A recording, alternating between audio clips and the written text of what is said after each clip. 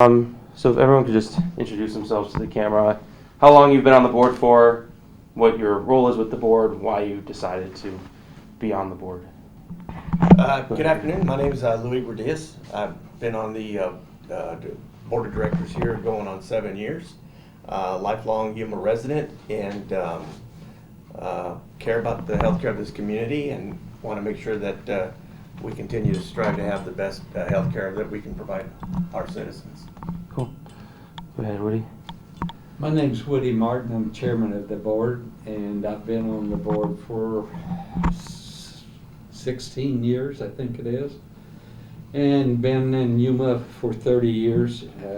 Used to be a part of the ag business here, CFO at the time, and I'm just thrilled to be a part of this hospital, and I really appreciate all of the employees and their dedication to their patients in the community. As chairman, what extra responsibilities would you say you have? Going to a tremendous amount of meetings, and during our venture with the partnership, there was a lot of meetings with attorneys and things of that nature. But typically, I try to attend, all the committee meetings and also the board meetings that happen once a month. Perfect, thanks. And yes. Laura, go ahead. I'm Laura Dana, and I've lived in Yuma my whole life. I'm about a third generation Yuman. My kids and grandkids live here, most of them. I've been on the board approximately 6 years, maybe a little bit longer.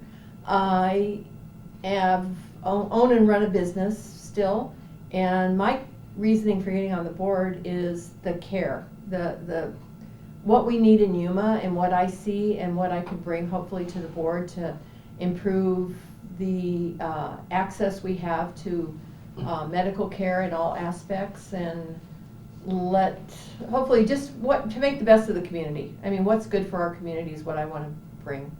So recently YRMC releasing some stuff kind of responding to some community criticism. What was the initial reasoning for putting some of the stuff out now, like the Yuma Regional Truth webpage and the medical staff briefing?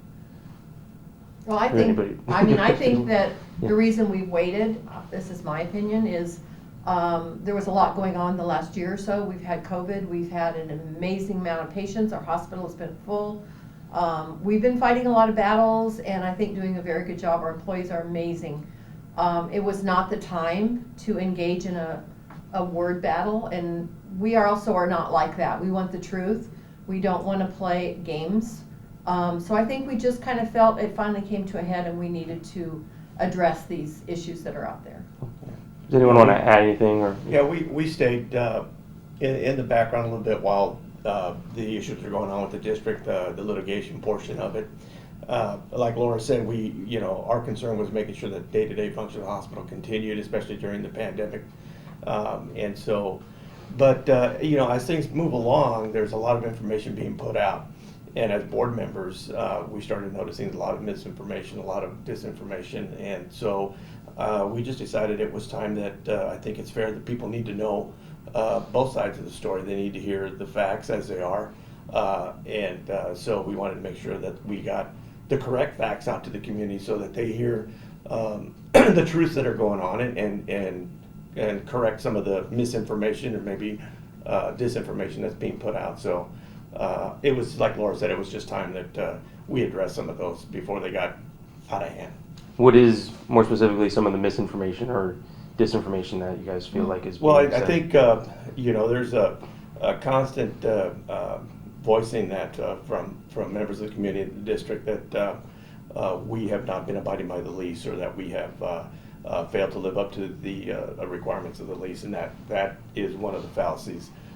We are abiding by our lease requirements under the contract, and we continue to pay the bills, and so that needs to be that needs to go out so people understand we are abiding by our lease requirements.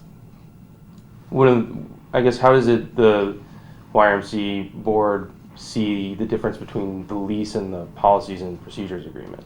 Well, each one of us have a function. The board of directors have a function, and the district has a function. They all serve a function for this hospital. The direction, the governance, the day-to-day function has always been a responsibility of the board. The district is responsible for the lease. They lease the property and the main brick and mortar footprint of the hospital to YRMC to run. And so we do that. And the district is basically the landlord. You know, they hold the lease, and we're obligated to them for the lease portion of it. But there's a separation of duties. The day-to-day function and how the hospital is run is governed by the board of directors.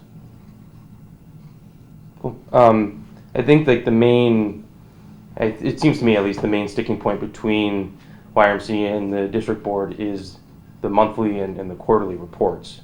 Those aren't required by the initial lease, the Mhm. primary lease, they're Yeah. required yearly, and that's what they receive. So again, the issue seems to be over the policies and procedures. Which is a side agreement, which we've had a legal opinion done, and it Sorry. is, oh, okay, oh, it's okay. Yeah.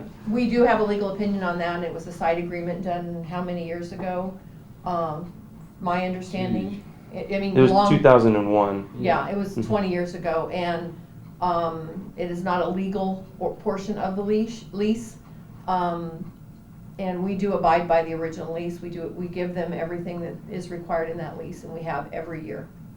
There was never a time we went dark, like they say. Mhm. So they said they received the annual reports Mhm. from you for the past 2 years, not yet for 2021, and that's Right. not required yet because you have 120 Right. days, right? Right. But they say those reports were coming monthly and quarterly up until that point in October 2019. No, I don't believe they were receiving monthly reports. We had someone going to their meetings monthly until they became, I don't know what the right word would be, but our representative was being treated very poorly, to the point that we decided that it was probably not a productive place for us to be. And that's when it ended, of someone attending their meetings and giving a report. But there was never a requirement of the lease. Okay, so I guess the policies and procedures thing is separate. It's How does YRMC view that portion of, I guess, your agreement with the hospital district board? I think the view of the board is we've gotten legal opinion on it, more than one, actually 3, that's not binding, so we choose to do by the lease, and the lease requires a annual audit, which you'll get in January. It requires a certificate of insurance, and they'll get that. And it requires a inventory list of this piece of property, not everything else. So we're doing that. We're paying the legal fees that are presented to us that we can read. Most of the legal fees that come to us are blacked out and we can't read what it is. So we're only going to pay what we think is legally our duty to pay. I hope that this can be resolved between the two boards, being the district board and being this board. I've reached out to 2 individuals on the board and say, let's just sit down and try to resolve these issues. These are individuals. The hospital district board one? Hospital district Who one. were those individuals? I would rather not say. Okay, I don't that's want to put them in any position, but I haven't heard back from neither one of them personally. Not giving them a call. One of them was over 60 days ago, and one of them was the day that we made the announcement of our letter of intent, and I gave a courtesy call to an individual at that point in time and asked the same question. I think our board is willing to sit down, and if it takes another mediation, we're willing to sit down and do that. I just think it'd be best for the community if we can resolve our issues, and if we're willing to sit down. I'm willing to sit down with our group with or without attorneys. These are individuals that we've all known for, myself and some of the other ones probably 20, 30 years. Myself, I've known some of them for at least at least 20 years, and I've been on boards with them, with at least 3 or 4 of the members right now.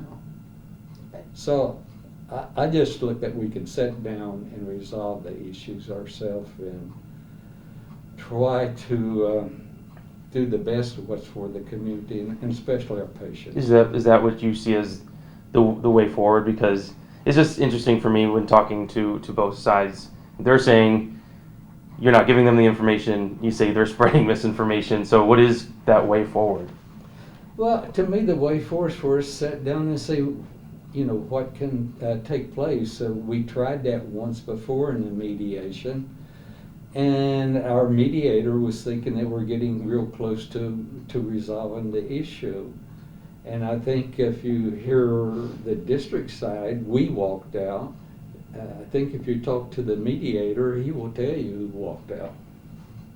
It wasn't us. And it was not us. This is the mediation for the lawsuit? Yes. Okay. And also, I think you have to understand when they send us bills, legal fees, it can't just be a blanket bill. Because we are nonprofit, we have to abide by certain laws and rules and know what that money's going for. So we're kind of stuck in the middle by saying we need you to tell us what you need to have. Or break this down so that we know where it's going.